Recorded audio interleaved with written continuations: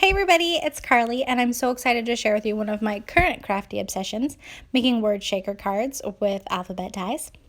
So for these cards, I'm using the Honeybee Be Bold Alpha, which is one of my favorites, and I'm just using a die and a centering ruler to help figure out my spacing, make a few pencil marks. Next, I need to line up my dies, so I'm using the grid paper in my misti because, well, frankly, it was handy, and sometimes I'm a lazy crafter. Now, this die set only has one of each letter, so I need to leave room for that second R. So to do that, I'm just making a little pencil mark on my misti grid paper, and that way I've left that space and I know it'll be spaced correctly. I'm securing those dies in that spacing with a little piece of low-tack tape. And then I'm applying that tape to an A2 card panel that'll be my card front and running it through my die cut machine. Now, once I've die cut the first four letters, I need to carefully remove the die cuts and the dies while leaving that tape in place so that I can sneak that R back in there and cut the R for the second time. So once I've got it in there, I just run it through my die cut machine again, and ta-da, there we go. Now I erase my pencil lines from the beginning, and now I want to add my acetate on the back. So I've got Be Creative tape around my acetate, but I also want to put some glue around my letters because I don't want anything to start peeling up on the front or, pull when you put in an envelope or anything like that. So I've got glue, I've got the acetate with the Be Creative tape, I secure it on there, and now I have the front of my shaker panel. Now, I'm adding the R's back in by gluing them to the acetate. If you forget to save those R's, no big deal, just die cut 2 more R's and you'll have 2 more R middles.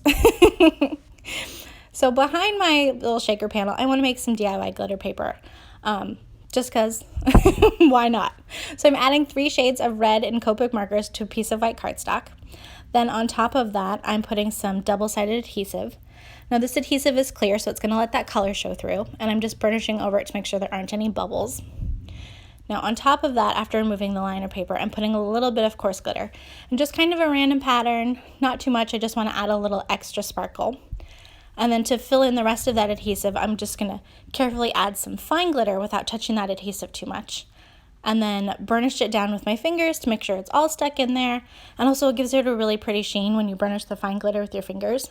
Something about the oils in your fingers. So there you go, isn't that pretty?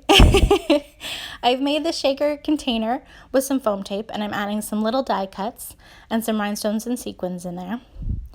And then removing the liner tape or the foam just around the middle, because I'm just going to put that piece of DIY glitter paper on the back. I like this technique when making shaker cards because then you don't have to try to get it onto a whole card front without anything falling out.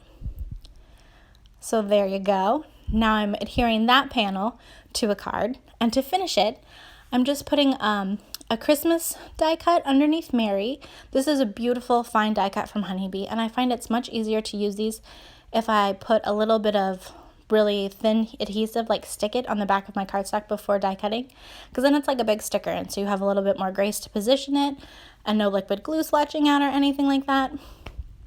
I also find with the fine die cuts, sometimes it's hard to hold on to all the small pieces, so I just use a little bit of Nuvo drops to make that little dot on my eye, and then add a little Santa hat because it's festive. So there you go. I hope that you enjoyed this video. Thank you so much for watching. You can find more information in the description below. And happy crafting. Have a great day.